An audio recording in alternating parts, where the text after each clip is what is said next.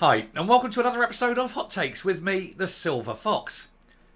The question I want to ask is, do the Greens have too much power? Do they have too much say in the lives of people of Scotland? They are, after all, only a minority party. They polled so badly they didn't win a single constituency, and yet here they are with seats in the cabinet and making decisions over the lives of people everywhere. Are they indeed even the little green tail that's wagging the big yellow dog? Do they hold the SNP in the palm of their hands with their threats to walk if they don't get their own way? These threats may be there, but they do seem empty because they have never walked, despite everything they've asked for failing. And yet Humza Yousaf is determined to bend over backwards to accommodate these weird, dangerous, extremist, Marxist idiots. I'm surprised he's not bending over forwards to accommodate them as well. But we'll take a look at this to see how much power they have, whether they should have it or not, and why are they being given this level of power and authority for a party that really is filled with lunatics and extremists and who shouldn't be anywhere near power at all. Here goes. So, Scottish Greens hold too much sway over Humza Yousaf as their invites to cabinet increase. Patrick Harvie and Lorna Slater attended 11 cabinet meetings in the first 11 months of 2023, with Humza Yousaf facing accusations that the Greens have too much influence on the Scottish government. They should have no influence at all. There should be no cabinet positions for parties that don't have a constituency seat. No list MSP should be allowed to serve in government. If they're not good enough to win a constituency, they're certainly not good enough to represent people at cabinet level.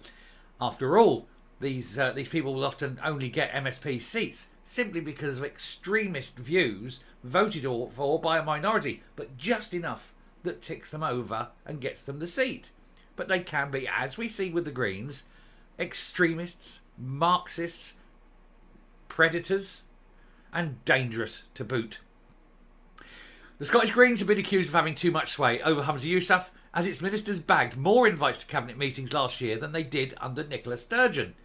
Harvie and Slater attended a third of the 33 top table summits held between January 23 and November 23.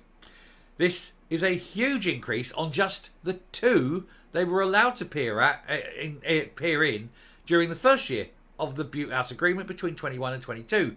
It's led to accusations that the First Minister is allowing his policies to be altered too much by the deeply unpopular extremist party. I know it says environmental, but we mean extremist.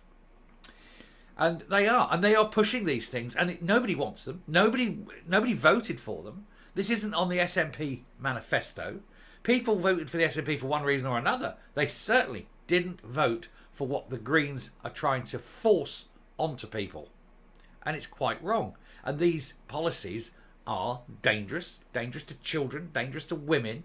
They are damaging to the economy. They're damaging to every aspect of life. And yet these very weird extremists have been given this level of power. If Humza Yousaf had balls, and we know he doesn't, but if he had balls, he'd say, look, let's just call it quits. You're out.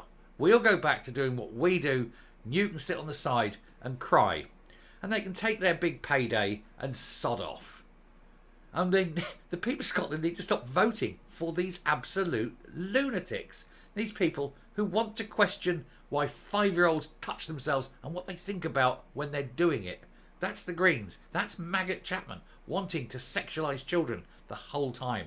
You have to wonder what goes on in her empty mind. The Scottish Daily Express can reveal that Miss Slater, the Minister for Green Skills, Circular Economy and Biodiversity, was the most likely to appear at Cabinet, as she went 7 times between January and November, with Mr Harvie attending Butte House 4 times during the same period. I suspect he actually was there all 7 times, it's just he didn't have a big enough seat and nobody saw him. In the Butte House Agreement, only 2 appearances a year are written into the deal, with Miss Sturgeon following this religiously in the first year of it being in place. But Yousaf seems to be relying more on this pair for policy advice, which has led to criticism from rivals. How can you ask these two for advice? These two are so bad. They're so fat. They can't even win a constituency seat. Why would you listen to them? None of them have ever had a proper job. None of them know what they're talking about. Everything they do is a failure. Everything they do alienates people. And yet that fool, Humza Yousaf, listens to them. And worse, goes along with what they suggest. I mean, you can listen to them for a bit of a laugh. Go on then, go on, Patrick, tell me what you think of this one, mate. And then you can all roll about laughing as he very seriously tells you what he thinks. And you go, God help us. But no, he's listening attentively, taking notes, and then doing what he's told. Anyway, Scottish Tory MSP Annie Wells told the Scottish Daily Express, it is clear that the anti-growth Greens hold far too much sway over Humza Yousaf, far more than they had even under Nicola Sturgeon. Well, Sturgeon didn't listen to anyone, so she certainly wasn't going to listen to the Greens.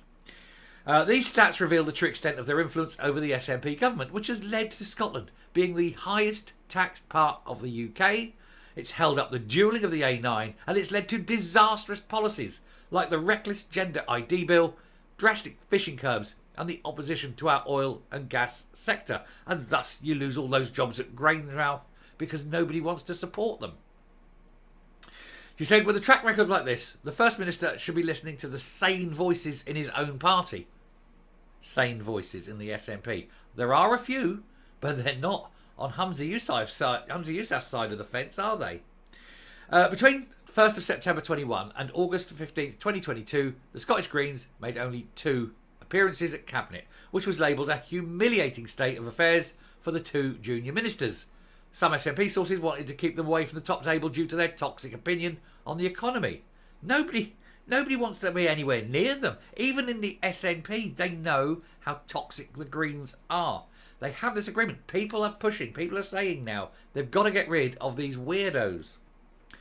But they have been brought back into the fold by the new First Minister, who has no ideas of his own and relies entirely on the 2 little voices in his ear. Patrick Harvey sitting on one shoulder, Lorna on the other. And they're whispering, do it, Humza, do it now. And he does, because he's a dumbo, isn't he? He's a right bonehead. Anyway, the pair have fronted a number of unpopular policies.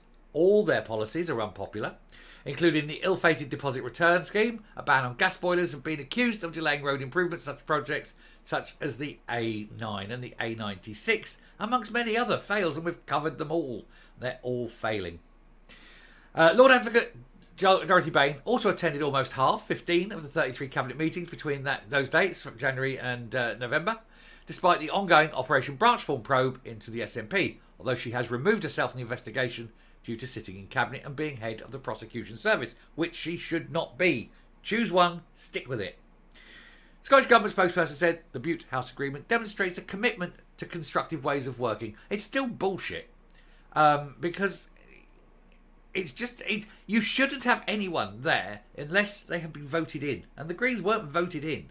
They fell in under some strange ruling about numbers, but they haven't been voted in by a single constituency, and I think all Cabinet members must be constituency MSPs. If you can't win the constituency, you shouldn't have a say. Anyway, I shall finish there, roll off, and we'll come up. The danger of having extremists anywhere near power is that their extremism, their toxic, poisonous beliefs, tend to seep across the spectrum, and they seem to be putting something which seems reasonable. When you inspect it, it's actually cancerous, and that's certainly what's happened with the Greens. Unfortunately, Humza Yousaf, not being clever, doesn't see it. He doesn't understand how awful everything they do truly is. He just sees it, oh, well, there's an idea I didn't have before, let's do that. Because the man has nothing in his head. He's reliant on other people's thinking. Unfortunately, the people doing the thinking are a very, very dangerous bunch of extremists with incredibly damaging policies. And we all see it. We all know. Why can't he? Because he's stupid. Anyway, I shall finish there. Thank you very much for watching. Do please hit the subscribe button, ring the bell, leave a like, leave a comment, please share the video. And until next time, stay safe, stay well, and I will speak to you later. Bye.